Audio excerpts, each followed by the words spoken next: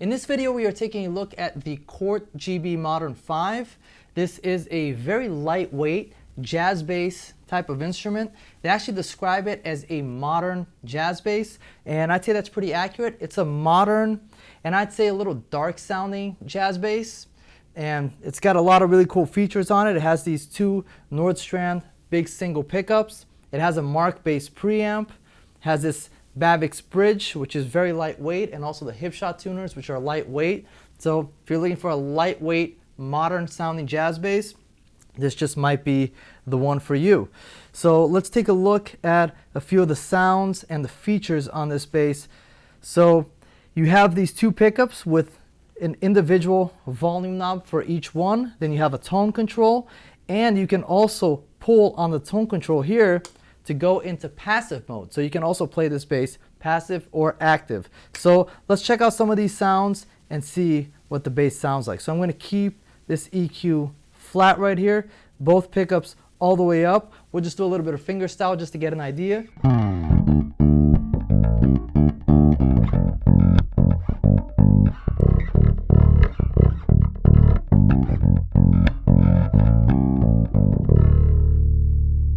And now, if I boost the bass on this all the way, see how that sounds?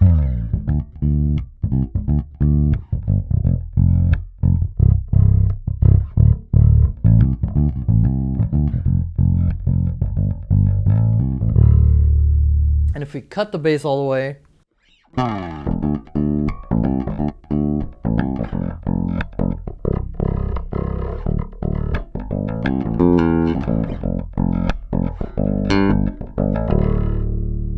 so it gives you a little bit of the idea of the power of this EQ. Let's do that with the mids now. I'm trying to play something very simple using the low B string and all the strings here so you can really hear it. Let's try the mids all the way up.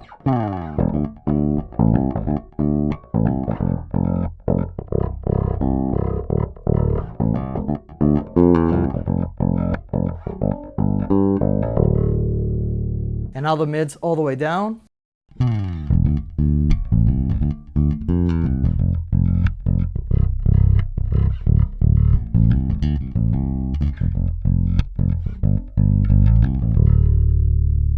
And now with the treble all the way up.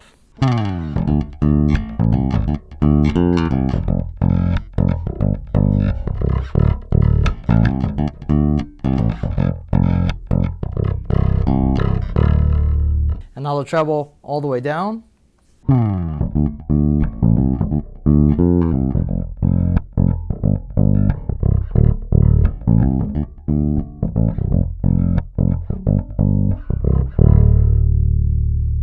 So that gives you a little bit of the idea of the preamp, what the preamp sounds like.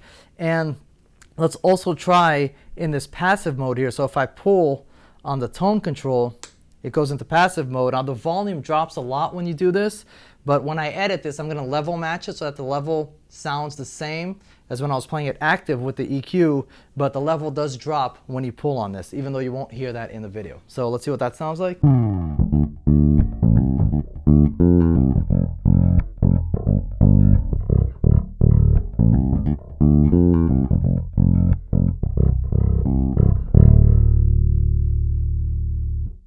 So that gives you a little bit of an idea of the kind of sounds you can get out of this bass when you're playing fingerstyle. And the reason in the beginning I said it's a dark sounding jazz bass, if you didn't hear it in the examples, I'll give you an even better example of this. So if I solo the bridge pickup and I try to get that Jocko kind of sound, which is a very classic vintage jazz bass kind of sound, that thin sound that I personally love that tone, the Jocko tone. And what that is just the bridge pickup soloed. So I'm going to do that here. I'll do it in active mode with the EQ flat first, just so we can see. And the tone is all the way up, bridge pickup soloed.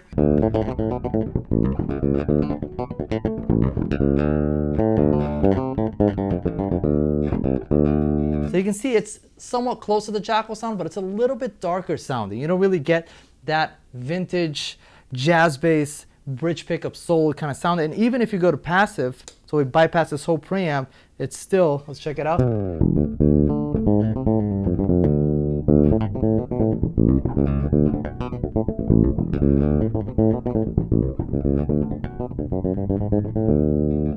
You can see it gets close to it, but it definitely is very modern sounding and dark sounding jazz bass. So it's a little bit different, not necessarily a bad thing. It's great for certain styles of music, and some players will actually like that better. So just giving you an example of what it sounds like and just trying to really get into detail in this bass, but hopefully that gives you a good idea. And we'll go back to both pickups on and back to the active mode.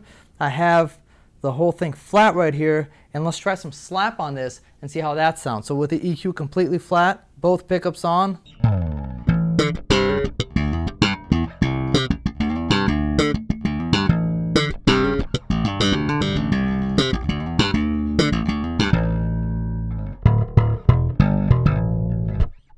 So that is the slap sound with everything wide open, both pickups up, tone all the way up, and the EQ flat. And now let's try shaping this into a different sound. Let's cut the mids a little bit. This is a very popular slap bass kind of sound with the scoop mids, because when you have, the thing with the mids is they add that honk to your sound. So right now this is flat. And if you boost the mids, you'll see how it sounds kind of honky. Here, I'll boost it, I'll exaggerate it a little bit so you can really hear it.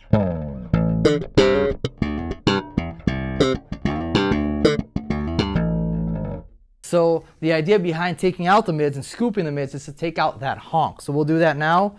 I'm gonna pull it down, not all the way. If you do it all the way, then you just take all the life out of it. So this is all the way down. So that's a little too much. So we gotta just find the sweet spot here and just cut it a little bit. It's a little better. And now let's boost the bass a little bit too. So mids cut a little bit, bass boosted a little bit, and see how that sounds.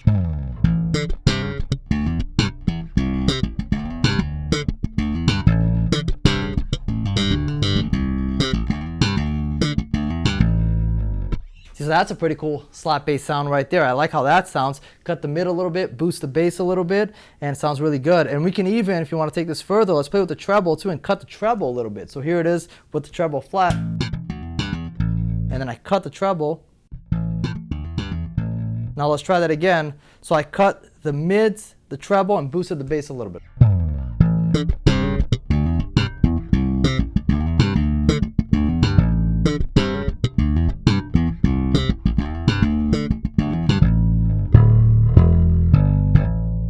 So pretty cool sound right there. You can see the versatility of the bass and how much you can do with this preamp and how much you can really shape your sound. Now let's try it in the passive mode, see how that sounds. So both pickups wide open, the EQ and the preamp here, it's all bypassed.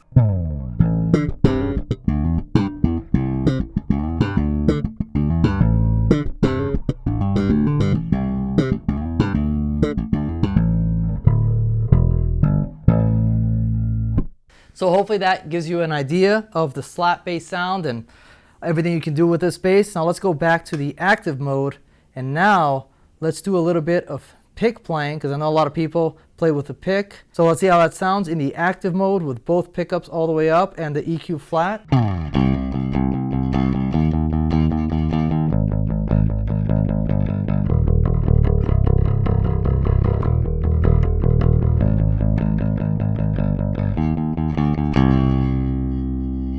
And now let's try that with the mids boosted a little bit to get a little bit more punch out of the sound. And I'm going to cut the treble a little bit just to get rid of a little bit of that high end and that clickiness. And let's see how that sounds.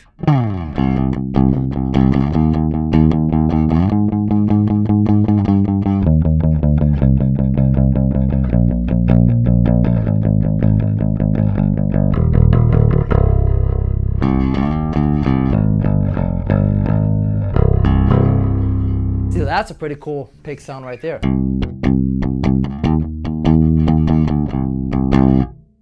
So gives you an idea of the pick sound on this bass. And now let's try a little bit of tapping and see how that sounds. So right now everything is flat, everything, both pickups all the way up.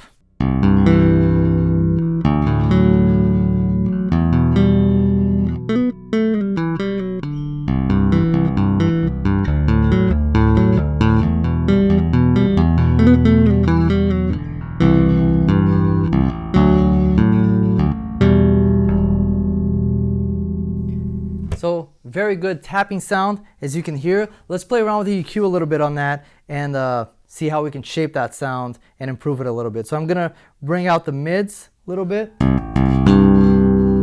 I'm gonna cut the bass a little and then boost the treble a little bit.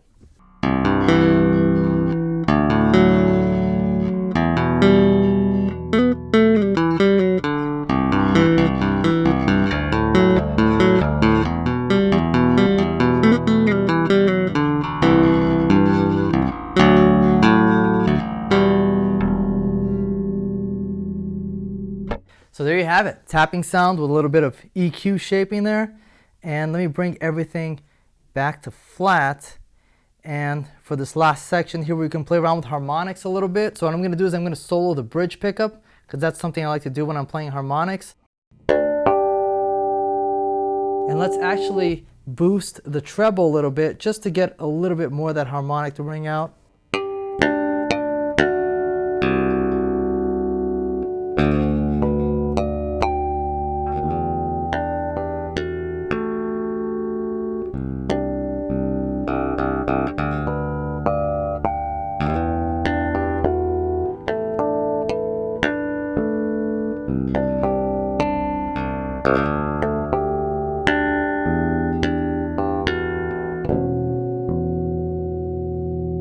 So pretty good harmonic sound. Again, it's kind of a dark sounding bass. It's not a very bright sounding bass, so you're not gonna get that strong harmonic that you would get out of like a brighter sounding bass. But with boosting the treble a little bit, soloing the bridge pickup, it's actually not bad.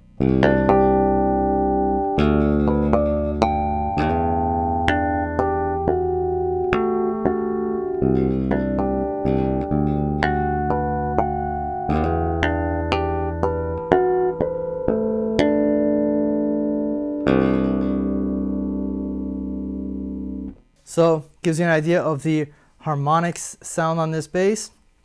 And let's play a little bit of chordal stuff. So I'm just gonna keep everything flat for now. The EQ is flat, both pickups up, and the tone all the way up.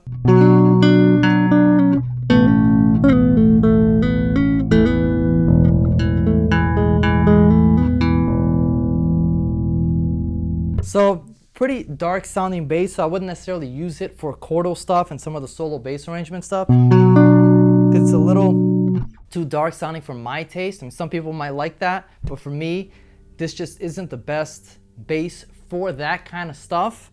But it is a really good bass for, you know, if you're playing rock, if you're playing punk, if you're playing funk, you know, and you want like a more modern jazz bass sound. Of course, this bass does it very well. Just for that solo bass arrangement, chordal type of stuff, I just don't think that's one of its strengths.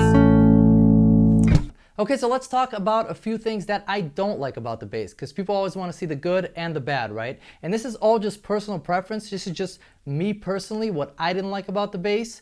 The first one is that darker sound. I usually like a brighter sounding bass because I do a lot of solo bass arrangements. I play around a lot with harmonics. So usually I go for a brighter sounding bass, and that's why I like a jazz bass and a Stingray, and I love bridge pickups.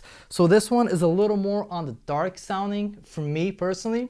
And the other thing that I don't like about it is the placement of these knobs right here, because when I'm palm muting here and trying to do like a double thumbing thing, my hand and my fingers are hitting these knobs. I have no room to work with here, so I can't really open my fingers because I'm hitting the knobs, I'm bumping into it, I'm turning it by accident. It's not as bad on the lower strings, like the B string, no problem, the E string, the A string is okay. But once you get into the D and G, the G is very hard, almost impossible. And even if I try doing it with a pick, same thing. If I try like palm muting here, playing near the bridge and palm muting right here, which is something that I like doing sometimes, it's just my hand keeps hitting this knob right here. So I don't really have a lot of room to move here. So it makes it difficult for my style of playing personally. And just to give you an example and compare it with one of my Stingrays, which is one of the basses that I usually use, just to show you the difference. And see here with the Stingray, I can put my palm here, palm mute, and look at all this room. I can open my hand, no problem. Like I have all this room here, so very easy for me to like really attack the strings and have all this freedom here. And also with the pick, same thing. See, I'm not hitting anything. I have all this room to work with here. So this is just my personal playing style and my personal preference. These are all just personal preferences. You know, the sound, the mechanics of the instrument and everything. Just for my playing style, those two things, the dark sound and just how cramped it is here with all those knobs, are just two things that I personally didn't like about the bass. Okay, so now let's get to your questions about this bass. So when I posted the unboxing video of this bass, I told you guys to leave any questions you have in the comments so that I could address them when I did the full review. So let's answer those right now. And the first question is from Milos. He says, please check if it's truly passive when switched. Does it work without a battery in? And is it truly a 35-inch scale? There seems to be confusing info. Well, let's clear all that up. That's a good question. So is it truly passive when switched? Does it work without a battery? Let's see. Let's take the battery out and see what happens. All right, so the battery is out now, so it does not work if we switch it to passive. There you go. It is truly passive, no battery. So if you're at a gig, the battery dies, you know, emergency situation, you just pull that switch to passive. And there you go, back to life. Okay, so is it truly a 35-inch scale? Let's see, from the nuts to the bridge. It is, yup, exactly 35-inch scale. Okay, next question, and it is from Lauren. You've got a beautiful bass. Thank you. It's actually not mine. This is just a loaner that they sent me to do a review on, so I'm going to be sending this back, so it's not my bass, but it is beautiful. If you can check, could you say what is the thickness of the neck at the 1st fret and then at the 12th fret? Okay, let's check it out. All right, so the thickness of the neck on the 1st fret, it's about 2 inches, almost exact on the 1st fret, and then the 12th fret, it is 2 5/8 inches. And I'll put the millimeters on the screen too so you guys can see what that is. So that is the measurement at the 1st and 12th fret. Okay, next question. This one is from Alexander. Please mention if it has neck dive in the review. It's an essential piece of info for me. It shouldn't. It has ultralight tuners, but the body is very light. Yes, you are right. It does have very light tuners, so it's actually pretty light at the headstock. The body is light too, but it should be pretty well balanced. Let me put a strap on and we'll check. All right, so now let's test this. I'm gonna stand up and perfect, perfectly balanced. Look at that, no neck dive. It's just perfect. It's surprising how light this is. Really, really lightweight bass. And you're right, the body is very light, but the tuners on the headstock are very light too. All the hardware on the bass is very lightweight, so no issues with neck dive there. Okay, next question is from Claymeister. Can you check the string spacing at the bridge? Yes. Okay, string spacing at the bridge is about 3/4 of an inch, which is about 19 millimeters, so standard jazz bass string spacing.